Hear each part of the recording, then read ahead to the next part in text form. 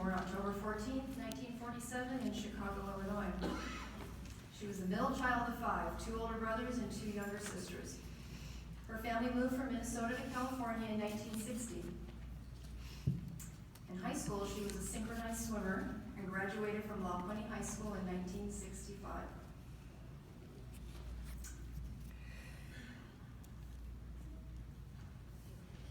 My mom was a strong, independent woman,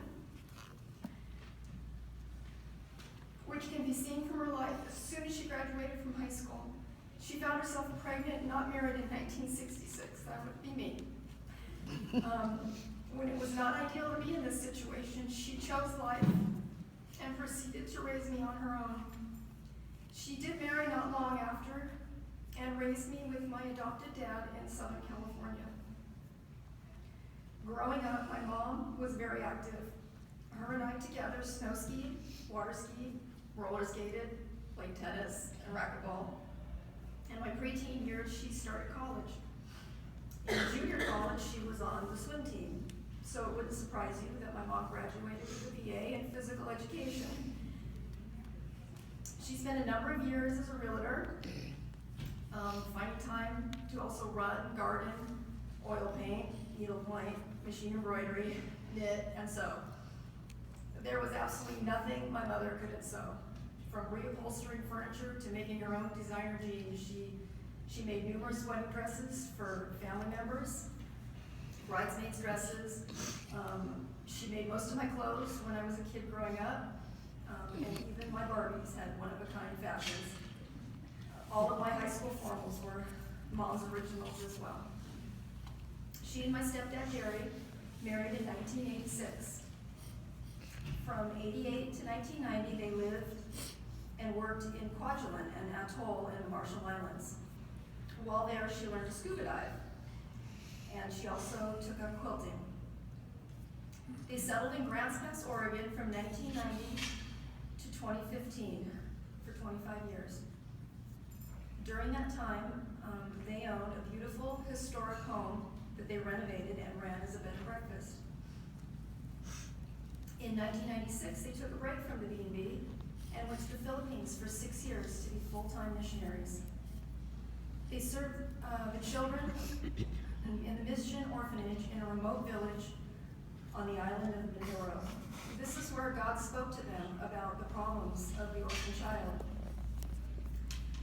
When they returned to Grants Pass, they started Home for Good, a foundation that supports adoption programs globally. Mom dove right into helping orphans. She was a court-appointed special advocate for foster kids. She opened and ran a thrift store.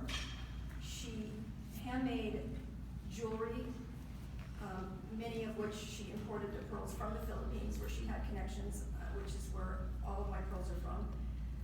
She sold the jewelry in boutiques and markets. She started and ran an online eBay store, published a monthly newsletter, and was the biggest supporter and encourager of Jerry as the author of the book, Adoption and the Gospel.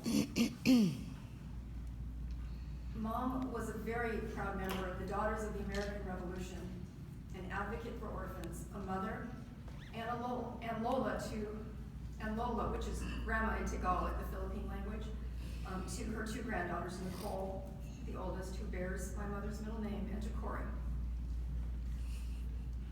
She was very proud of her granddaughters. From athleticism to artistic abilities, I can see my mom in my girls in so many ways. And at 23 and 19, like my mom, they are totally independent, just like she was. As my husband says, they're off the payroll. If you'd like to meet up, they do have to leave very soon after the service to go back to work. One of them actually has to travel 9,000 miles to get back to where she's working right now. In 2015, Mom and Jerry decided it was time to move closer to family and scale back on the large property they occupied in Oregon. So they moved here to Goodyear, Arizona. This was Mom's home for the past 2 years.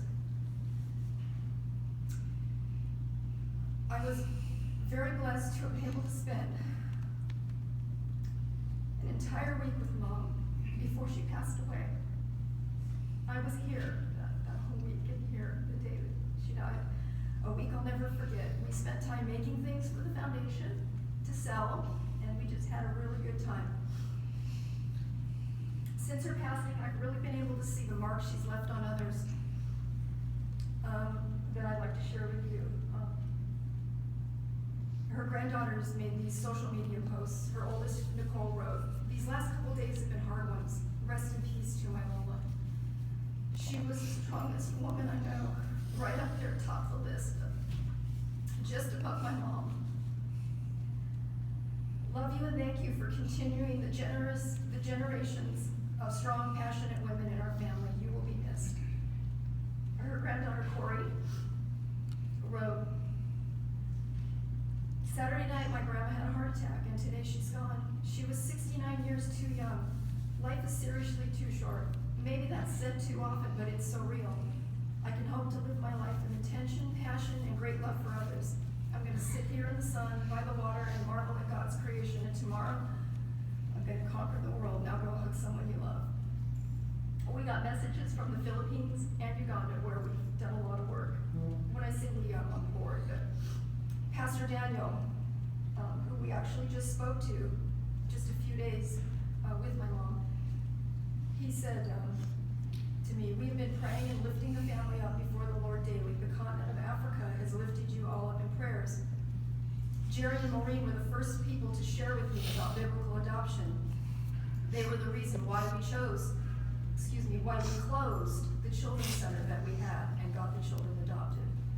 They were the reason why I have a great passion for orphans and vulnerable children. They are the reason why I travel throughout the world. They gave me. I was looking through my mom's Facebook and I found this quote that she had in her little bio, and it said, "Do not follow where the path may lead. Go instead where there is no path and leave a trail." She obviously followed that quote. God took Mom fast and unexpectedly. He welcomed her into his kingdom, her new eternal home. And I'm pretty sure he said, "Well done, good and faithful servant." Our family